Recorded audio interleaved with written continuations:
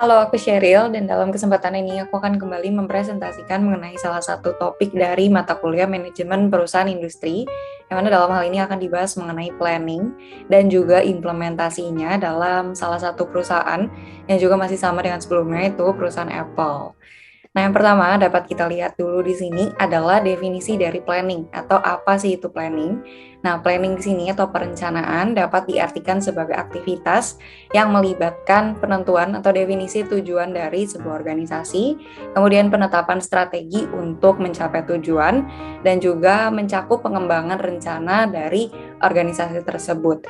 Nah, untuk planning sendiri terdiri dari dua tipe, yaitu formal dan informal. Untuk yang formal di sini adalah biasanya perencanaannya dilakukan secara tertulis, kemudian bersifat spesifik, memiliki fokus jangka panjang, dan juga mencakup tujuan satu organisasi atau visi utama dari organisasi tersebut. Nah, sedangkan untuk yang informal, biasanya perencanaannya dilakukan secara tidak tertulis, kemudian spesifik hanya pada unit tertentu, dan biasanya untuk fokusnya adalah bersifat jangka pendek. Nah, selanjutnya adalah kenapa managers perlu melakukan planning atau perencanaan. Di sini yang pertama adalah untuk provide direction atau memberikan arahan bagi perusahaan ini sendiri untuk kedepannya atau langkah apa yang perlu diambil selanjutnya. Yang kedua adalah reduce uncertainty atau mengurangi ketidakpastian, karena dengan melakukan perencanaan sebelumnya, kita sebagai perusahaan dapat terlebih dahulu setidaknya memiliki gambaran atau mengantisipasi kejadian atau persoalan apa yang kedepannya mungkin dapat dialami oleh perusahaan. Lalu yang ketiga adalah minimize waste and redundancy, dalam artian meminimalisir kelebihan serta kekurangan di dalam bidang apapun, mungkin dalam mencakup perekonomian, waktu, sumber daya manusianya, atau hal-hal lainnya. Dan yang terakhir adalah set the standards for controlling, atau menetapkan suatu standar yang dapat digunakan perusahaan untuk mempermudah fungsi controlling. Nah, selanjutnya adalah types of plans, yang mana sebelumnya jika dibagi ke dalam formal dan informal, dalam hal ini dapat lagi dikelompokkan ke dalam 4 kategori. Yang pertama adalah breadth atau keluasan dari plan ini, kedua time frame atau jangka waktu berlakunya, yang ketiga specificity atau seberapa spesifik planning ini berlaku di perusahaan, dan yang terakhir adalah frequency of use atau frekuensi penggunaannya. Nah, yang pertama akan kita bahas adalah dalam kelompok breadth atau berdasarkan luasnya, yang dibagi ke dalam dua, yaitu strategic dan juga operational plan. Untuk strategic plan biasanya diberlakukan untuk satu organisasi, jadi plan untuk satu organisasi yang mencakup pembangunan tujuan secara menyeluruh, kemudian juga memposisikan organisasi terhadap lingkungannya, serta biasanya berlaku dalam periode yang panjang. Nah, untuk perusahaan Apple sendiri, strategic plan ini mereka lakukan dengan mergers and acquisition strategy, yang mana telah juga diimplementasikan sejak tahun 1996. Dapat dilihat seperti pada bagian di sini, yang mana perusahaan pertama yang berhasil Apple akuisisi adalah perusahaan Mac, yang mana juga merupakan perusahaan yang didirikan oleh Steve Jobs. Nah, dengan berhasilnya Apple mengakuisisi perusahaan Mac ini juga menjadi pertanda resmi Steve Jobs untuk kembali bekerja di perusahaan Apple. Nah, untuk sejarah singkat dari perusahaan Apple sendiri dapat dilihat pada pembahasan video di topik sebelumnya. Nah, kemudian proses akuisisi ini juga terus terjadi. Ini adalah beberapa perusahaan besar yang berhasil diakuisisi oleh Apple, dan berdasarkan data terakhir pada bulan Januari tahun 2022 ini, Apple telah berhasil mengakuisisi lebih dari 100 perusahaan di dunia. Nah, yang mana untuk strategi ini tentunya mereka memiliki tujuan, yaitu menginginkan untuk memiliki lini produksi sendiri atau mendominasi pasar teknologi atau pasar gadget di mana Apple ini bergelut. Nah, kemudian selanjutnya adalah operasional. Berbeda dengan strategic plan, di sini adalah memiliki spesifikasi detail cara pencapaian dari suatu tujuan atau visi organisasi, yang biasanya untuk periode pemberlakuan planningnya ini cenderung lebih singkat. Nah, untuk Apple sendiri di sini operational plan mereka adalah melakukan fokus divisi, yang mana terdiri dari 4 divisi, yaitu production, marketing, human resource, dan juga efficiency monitoring units. Yang mana pembagian divisi ini tentunya memiliki tujuan untuk memenuhi standar bisnis secara global agar produk-produk Apple juga dapat diterima, agar produk-produk Apple juga tentunya dapat diterima di pasar dan masyarakat global. Nah, selanjutnya adalah dari kelompok time frame-nya yang dibagi ke dalam dua, yaitu short term dan long term. Untuk short term atau jangka pendek, ini planning yang berlaku atau dijalankan dalam periode waktu kurang dari atau sama dengan 1 tahun. Yang mana di Apple sendiri, yang pertama dilakukan planning ini dengan membuka lowongan untuk pekerja di seluruh Amerika Serikat. Plan ini ditujukan untuk welcome setiap talent dari berbagai wilayah di negara Amerika Serikat yang tentunya juga dapat mendatangkan ide-ide serta inovasi yang baru bagi perusahaan Apple. Selanjutnya adalah bekerja sama dengan suppliers, manufacturers, dan juga jobs developer. Dan yang ketiga, produksi produk atau software baru yang mereka lakukan dalam setiap periode atau dapat dikatakan dalam periode yang cukup sering. Dan yang terakhir adalah membeli atau mengakuisisi company lain seperti yang juga telah dibahas sebelumnya, yaitu setiap 3-4 minggu sekali. Nah, sedangkan untuk long term-nya atau plan yang berlangsung dalam jangka waktu yang panjang, dikatakan di sini lebih dari 3 tahun, Apple memiliki plan yaitu Apple's 10 Years Plan on Technology, di mana dalam planning 10 tahun ini Apple berusaha akan terus meningkatkan teknologinya. Bahkan info mengatakan bahwa Apple akan menggunakan teknologi AR dan juga VR atau augmented reality dan virtual reality, dan akan memproduksi produk baru berupa Apple Glasses atau juga Apple Headphones. Nah, selanjutnya adalah environmental responsibilities atau Apple di sini juga bertanggung jawab kepada lingkungannya, itu untuk menciptakan lingkungan yang tidak dirusak akibat adanya penggunaan teknologi-teknologi ini. Dan ini akan mereka lakukan dengan melakukan penggunaan energi terbarukan pada kantor-kantor serta toko-toko mereka. Yang ketiga adalah memanfaatkan kemampuan untuk desain dan pengembangan yang lebih lagi, kemudian enhancing dan expanding atau melakukan ekspansi dan juga perluasan company ataupun brand-brand mereka ke seluruh dunia. Dan yang terakhir adalah supporting the community. Nah, community di sini adalah mencakup perusahaan-perusahaan yang melakukan atau memiliki hubungan dengan Apple, bekerja sama dengan Apple. Yang mana untuk rencana ini dilakukan di dalam Apple Global Volunteer Program. Itu salah satu program yang dilakukan atau dimiliki oleh Apple. Nah, selanjutnya adalah dari kategori specificity, yang mana terbagi ke dalam dua, yaitu specific dan directional. Untuk spesifik di sini memiliki tahapan yang mutlak biasanya. Jadi plannya diraih atau dilakukan dengan tahapan yang mutlak dan didefinisikan secara jelas, clearly defined. Sedangkan untuk directional di sini bersifat lebih fleksibel dan dapat dilakukan dengan beragam tahap atau cara. Namun tentunya kedua plan ini harus dilakukan untuk memenuhi atau mencapai suatu visi atau tujuan organisasi yang sama.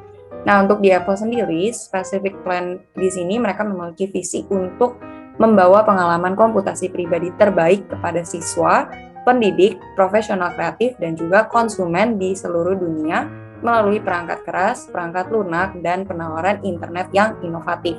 Tentunya dengan visi ini, Apple memiliki tujuan untuk meraih kepuasan dan kecintaan dari pelanggannya terhadap produk-produk Apple. Nah, sedangkan untuk directional plan, di sini Apple selalu mengutamakan untuk memberi kemudahan bagi users atau pelanggan untuk melakukan service. Bahkan ke depannya Apple merencanakan untuk mengadakan self-service repair, yaitu ditujukan bagi pengguna produk Apple yang tentunya memiliki pengetahuan dan kemampuan untuk dapat melakukan service repair secara pribadi di bidang engineering atau gadget yang mereka kuasai, sehingga dapat memperbaiki gadget Apple yang mereka punya secara mandiri. Nah, kemudian mengutamakan layanan customer service, kemudian mengakses informasi baik melalui website ataupun lainnya mengenai perusahaan ataupun produk-produk Apple. Serta juga perlu kita ingat bahwa Apple merupakan perusahaan yang people first, atau mereka mengutamakan orang, manusia, entah itu yang terlibat secara langsung di dalam perusahaannya atau sebagai users yang merupakan konsumen dari produk-produk mereka.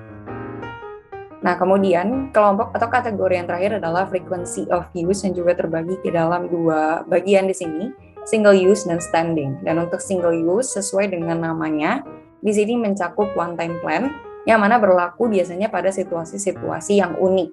Nah, untuk single use di Apple sendiri terdapat satu program yang cukup unik, yaitu iPhone Upgrade Program, yang mana program ini membuat pengguna dari produk Apple, khususnya dalam hal ini adalah iPhone, untuk dapat melakukan upgrade atau mengganti perangkat iPhone-nya dengan perangkat yang baru, yaitu dengan membawa perangkat iPhone lamanya ke Apple Store ataupun authorized seller lainnya, dan menukarkannya dengan produk Apple yang baru, tentunya setelah melakukan berbagai ketentuan dan kriteria yang telah Apple tetapkan, yang mana salah satunya adalah dengan melakukan minimal 12 kali installment payment atau melakukan transaksi sebanyak minimal 12 kali.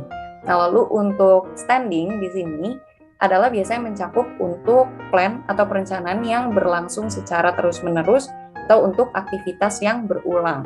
Yang mana untuk Apple sendiri, mereka memberikan akses klaim garansi yang cukup mudah untuk produk Apple, yang mana garansinya berlaku selama 1 tahun dan dapat diklaim melalui Apple Store atau authorized reseller lainnya. Jadi sebagai pengguna, kita dapat mengklaim garansi dimanapun, asalkan itu merupakan Apple Store ataupun authorized reseller, walaupun mungkin kita tidak membeli produk tersebut di toko itu. Jadi cukup mudah untuk pengklaiman garansinya. Nah, setelah membahas tipe-tipe dari plans-nya, selanjutnya kita akan membahas mengenai contemporary issues in planning, atau seringkali kita menemukan masalah atau isu-isu dalam melakukan sebuah perencanaan. Poin yang pertama di sini dapat kita lihat adalah in uncertain environment atau di lingkungan yang serba tidak pasti, managers dituntut untuk dapat mengembangkan perencanaan mereka yang spesifik tetapi juga fleksibel untuk dapat dilakukan baik oleh seluruh company ataupun divisi-divisi yang terkait di dalam company tersebut. Lalu untuk poin yang kedua, managers juga perlu memahami atau menyadari bahwa planning atau perencanaan merupakan proses yang berlangsung secara terus-menerus atau ongoing proses. Nah, selanjutnya di sini akan kita lihat bagaimana perusahaan Apple mengambil sikap atau menentukan perencanaan mereka di dalam isu-isu yang terjadi di lingkungan yang serba tidak pasti. Salah satunya adalah dalam situasi yang tengah dihadapi oleh seluruh dunia saat ini, yaitu situasi pandemi COVID-19. Kita akan melihat di sini Apple's COVID-19 response, yang mana ini diperoleh dari situs website resmi Apple yang dipublikasikan pada tahun 2020 pada saat masa pandemi. Di sini poin yang pertama adalah Apple akan giving back atau memberikan kembali. Pemberian kembali ini mencakup di mana Apple terlibat di dalam program donasi global untuk masyarakat yang terdampak pandemi. Nah, yang mana untuk tujuan dari diadakannya program donasi global ini adalah keinginan Apple untuk dapat merawat mereka yang sakit dan mengurangi dampak dari pandemi COVID-19 baik terhadap sektor ekonomi ataupun komunitas, yaitu komunitas Apple.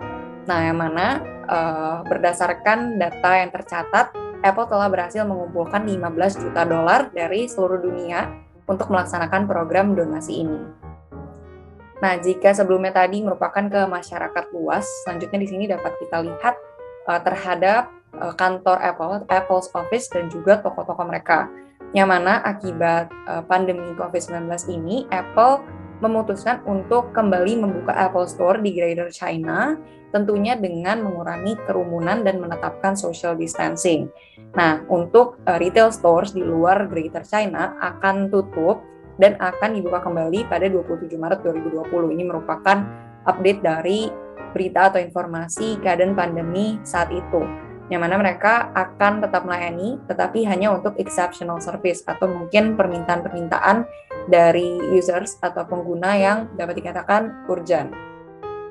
Nah, sedangkan untuk di seluruh kantor, pegawai dari Apple akan bekerja jarak jauh atau bekerja dari rumah, ini jika memungkinkan, dan mereka akan datang ke office atau bekerja on-site hanya jika diperlukan, tentunya juga dengan memaksimumkan jarak antar pribadi atau social distancing. Nah, kemudian di dalam kantor mereka juga akan dilakukan pembersihan secara rutin, health screenings, dan juga temperature check. Hal ini untuk meminimalisir adanya potensi penyebaran virus COVID-19. Kemudian terkait dengan pembayaran atau gaji terhadap karyawan mereka, selama era pandemi, Apple mengatakan akan tetap melakukan pembayaran secara normal seperti kondisi sebelum pandemi. Bahkan Apple juga bersedia untuk mengakomodasi kebutuhan kesehatan pekerja dan keluarganya yang mungkin terkena dampak pandemi, entah itu perawatan untuk jika sakit ataupun dampak-dampak lainnya yang diakibatkan oleh pandemi COVID-19. Nah, selanjutnya adalah untuk Apple users atau pengguna Apple dan juga partners dari Apple.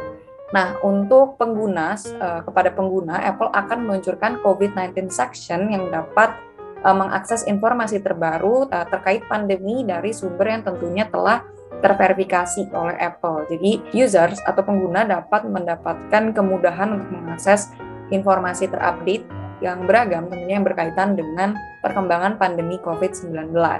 Nah, selanjutnya untuk partners, Apple akan melaksanakan Worldwide Developers Conference atau WWDC, khususnya berarti ini pada tahun 2020, secara online dikarenakan situasi pandemi yang tidak memungkinkan. Yang mana ini merupakan salah satu cara baru yang unik untuk mempertemukan developer dari berbagai negara dengan cara yang inovatif. Nah, kemudian dari website resmi Apple ini juga terdapat kalimat yang dikutip dari Presiden Lincoln di mana the occasion is piled high with difficulty and we must rise with the occasion. As our case is new, so we must think anew and act anew. Yang berarti Apple di sini juga mengambil bagian karena menyadari pandemi COVID-19 merupakan hal atau permasalahan yang baru baik untuk perusahaan Apple sendiri ataupun bagi seluruh dunia. Oleh karena itu, Tim Cook di sini sebagai penulis dari artikelnya menyadari bahwa Apple memerlukan cara pikir yang baru atau planning yang baru, serta juga bertindak dengan cara-cara yang baru untuk mengatasi situasi atau permasalahan pandemi COVID-19 ini. Demikian presentasi yang dapat disampaikan pada kesempatan kali ini. Mohon maaf jika terdapat kata-kata atau informasi yang kurang berkenan. Berikut adalah sumber referensi yang digunakan untuk materi presentasi kali ini. Dan untuk waktu serta perhatiannya, saya ucapkan terima kasih.